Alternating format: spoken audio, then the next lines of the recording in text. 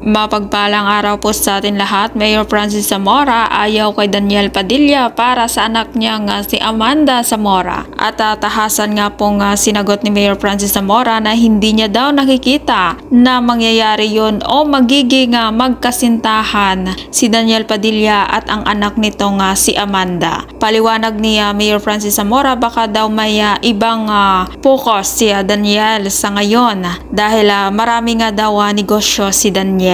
At ayon kay Mayor Francis Zamora ay hindi naman daw ito nagtatanong ng buhay pag-ibig ng kanyang anak na si Amanda Zamora. At kwento pa ni Mayor Zamora ay nakasama nila noon si Catherine Bernardo at mabait daw si Catherine at maayos makisama. At dagdag pa ni Mayor, kilala niya ang kanyang anak at alam niya nga hindi totoo yung mga kumakalat tungkol kina Daniel Padilla at Amanda, kaya naman hindi na daw dapat bigyan ito ng pansin dahil ni hindi nga po magkaibigan o magkakilala sina Daniel at Amanda, kaya walang katotohanan yung mga balita tungkol kina Daniel Padilla at Amanda Zamora. Ano yung masasabi mo sa pahayag ni Mayor Francis Zamora na hindi niya daw nakikita o mangyayari na magiging magkasintahan si Daniel at Amanda?